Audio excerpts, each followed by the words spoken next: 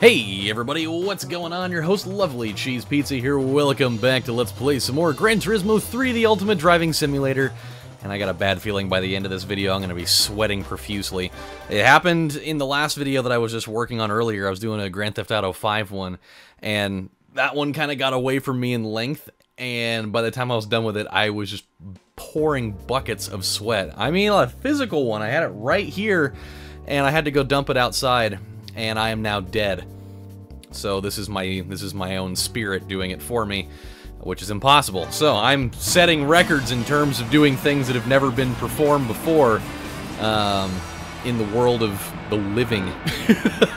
So here we are. We're going into special stage Route 5, where we're still kind of trumping the odds here a little bit with our car that is certainly underpowered in the power department, but makes up for it in pure factor of awesomeness and just being really fucking cool looking. So as we move along into another probably 2 races, I will guess, we'll see if we can, you know, continue the recent string of fantasticisms. While I tell you guys, oh no, the damn thing, the motherfucking thing, that might have been the moment that derails all other moments. Again, by the way, you know,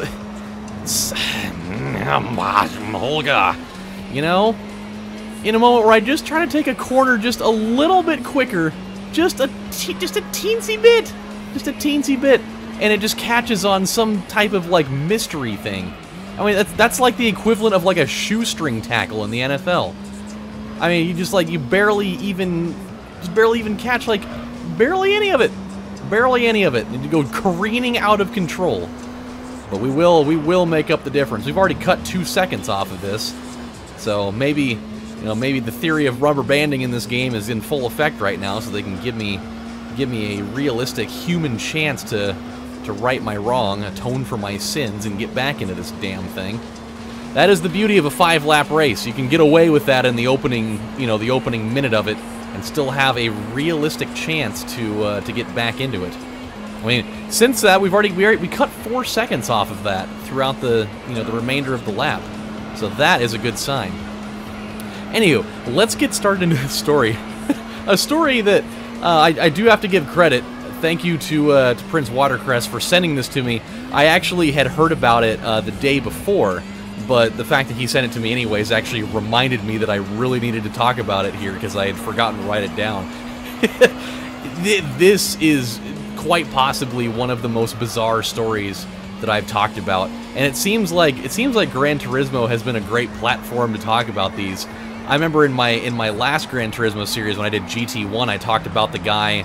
I think I talked about the guy that he had like killed his girlfriend after some type of argument or something, and like beheaded her or something, and then like called the cops and was like super nonchalant about it. I don't remember the story down to the T because it was like a couple years ago, but I've talked about some weird shit on these particular series for one reason or another, and this one might top them all because it's unbelievable what some people will do.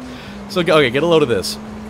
Get a load of this. In Portland, Oregon, that's one reason why I find it more interesting to me is because Portland is a city that prides themselves on being weird, and this is absolutely no exception.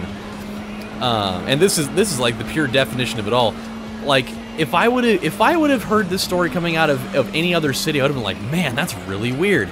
But when I read the headline and I saw the opening tag of where it came from, I was like, oh god, it's Portland. Why is that not surprising? And that's never a good sign. So here we go. Strap yourselves in, my friends, and maybe get yourself like an anti-nausea agent, because this is so gross. So apparently there is a serial semen thrower in the city of Portland. You heard it correctly. You do not have to buy one of those as seen on TV earwax cleaners that has like the multi-level, you know, prongs of goodness or whatever that can scrape it all out. You heard it correctly. There is a serial semen thrower in the city of Portland, not 45 miles from where I live. And what happened was this guy decides to go into a grocery store. He's a Hispanic gentleman. He goes and walks into a grocery store, and actually, let me make sure I have this correct. It's okay. So here's the opening tag. It says, "Police in Portland are searching for a man who is throwing bodily fluid on women in grocery stores." And the crazier part about this is that he has done this more than once. This is the second time that not only has he committed the crime, but he has committed it against the same person in the same store. It's the most ridiculous part of it. So the first time this happened, I can't believe, by the way, that in the span of like 3 laps, not only have we erased an 11-second deficit, we have now regained a 2-second lead. I think I may have transcended into mastery of this damn game. But I digress. So in this, it says, the victim said the first time that it happened, the man walked up to her inside the store, threw it on her, and then just ran away. So I'm trying to like envision this to the best of my ability. Like, what does he have the semen contained in? Does he just have it in like a mason jar, or does he have it like up in like a turkey baster, or like what does he have it in? Because I mean, if we're really getting into the science of this, it's not like jizz is just like, it's not like water where you can just, you know, undo the lid and just fling it. You know, like it's kind of a little bit more viscous than that. So how does one go about just throwing it? Like, did he have it in a jar and then he like took it out and put it on his hand and then just, you know, flung it like a monkey slinging his own shit at somebody? Or did he have it in a turkey baster where he like runs up to this lady and like, you know, does the flinging motion while squeezing the weird, you know, rubber top, and then it just goes at her? Or like, what is the process here? I'm disgusted by it wholeheartedly. Like it kind of like triggered my gag reflex a little bit initially when it all happened. But then all of a sudden I was like, but wait a minute, I have questions. I must know. I need to know what's going on with this whole thing. And so, hey, he just like slings it at her and she runs away, which, I mean, if I were her, you know, I'd initially be like, what the hell is this? And then upon catching wind on what's going on, probably would have vomited all over the store. I mean, that's what my response would have been easily in something like that. There would have been absolutely nothing that would have kept me from doing that. But yeah, apparently, imagine being the policeman getting that call. You're like, oh, this is Portland Police. What can we do for you? Like, hey, this is Trevor at the South Portland Safeway. We got a guy in here that just ran up to a lady and threw a bunch of semen on her and ran away. And they're just like, what? Do you have surveillance of this? They're like, oh yes. Oh, yes, we do. Just wait until we fax these in to you. You're gonna love it. Like, oh, okay. Just, you know, let me go get... Oh, God, I almost exited that prematurely. And so, oh, God. And, yeah, it's happened at least twice, so there's a possibility it may even have happened more. But then they interviewed this lady later because he came back a couple of months later and did it again. And so this is what she said. She said, I had to, so she went shopping, she's like, I had to return my cart. And went back to my car and felt something hit me again. Which, who knows, maybe he did it twice in the same sitting, I don't even know. She's like, I had to return the cart, went back to my car, and felt something hit me again, and I just kind of stopped and stood in my tracks and was thinking, you gotta be kidding me. How is this happening again?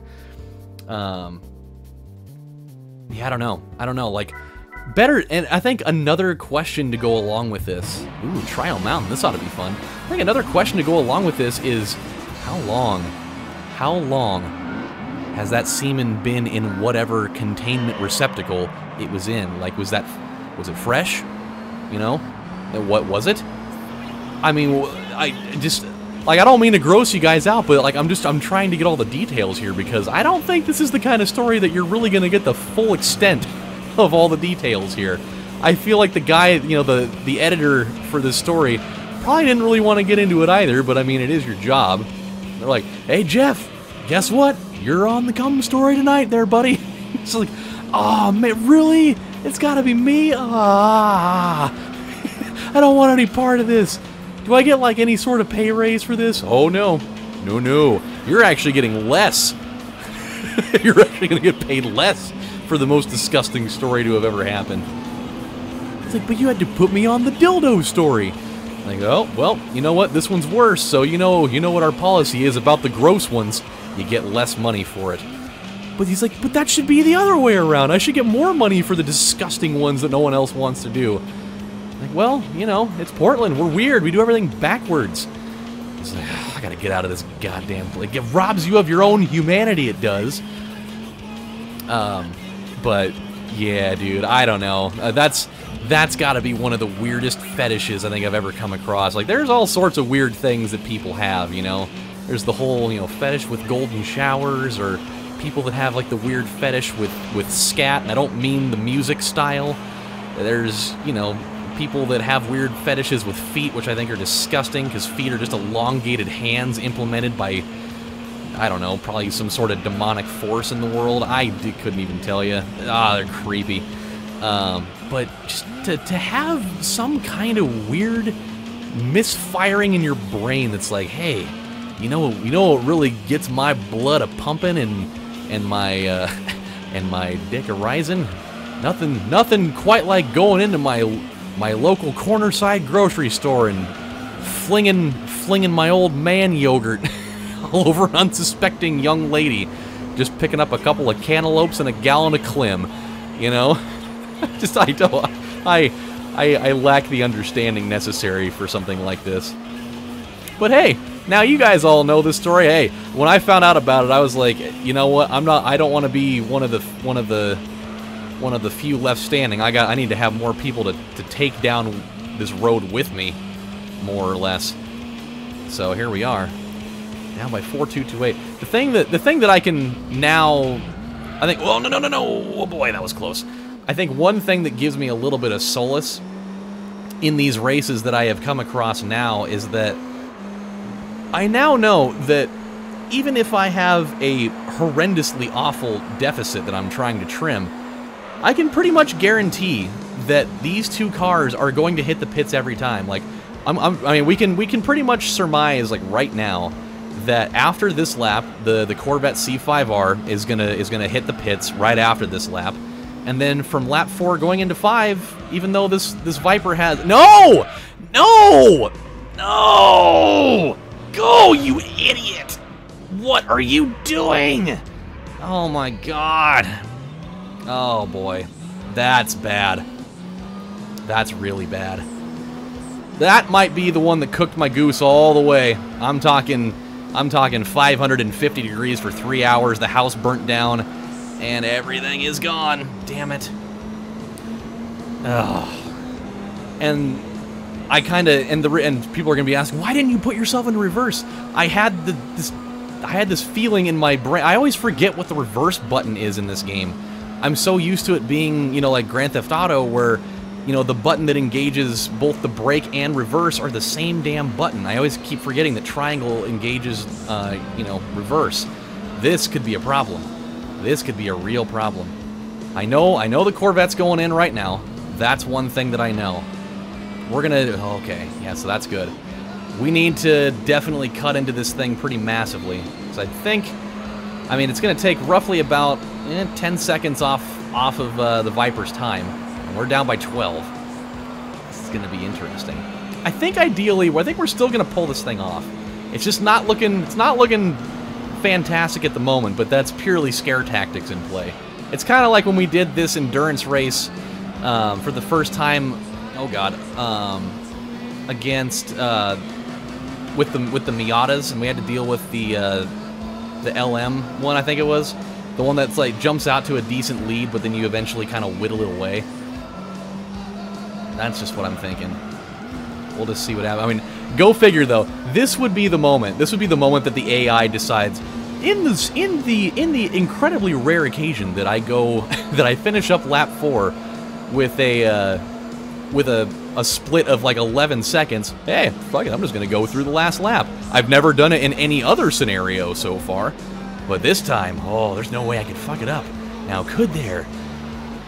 Except for, you know, maybe unless I decide that while I'm driving, I'm gonna pop open this family-size KFC mashed potatoes and grave. Maybe that'll be it. Oh, please tell me you're going in. Please tell me you're going in. He's going in! What a dumbass! Like, okay, I understand. I understand. Well, no, actually, I don't understand it. Like, if I were a driver in this race, and the guy that's been routinely kicking my ass over and over and over again totally had this monstrous, total, colossal catastrophe where he spun out and awarded you with like a 15 to 16 second lead, and you know that, you know, in every one of these races you're hitting the pits on going into the final lap, which is the dumbest thing in the world already, but you had a 12-second lead-ish, maybe like 10 by then, like going into that last lap. Even like the only thing that would get me to stop and go into the pit is literally if my tires had all exploded and I was driving on rims only. That would be the only thing that would make me be like, okay, maybe I should go get a fresh set of tires so that I don't kill myself. Otherwise, those things could have been just as bald as Mr. Clean's head, and I would have been like, screw it, man, this is my one shot. This is the one opportunity for my one shining moment where I don't fucking lose. One shining moment where it all makes sense. One shining moment where I don't hit the pits on the final fucking lap. Because that's what they've been doing, and with that, we trumped the odds. We gave ourselves a 16-second deficit on lap 3, and we still won by a good 3 seconds. 4 seconds, even. Good God.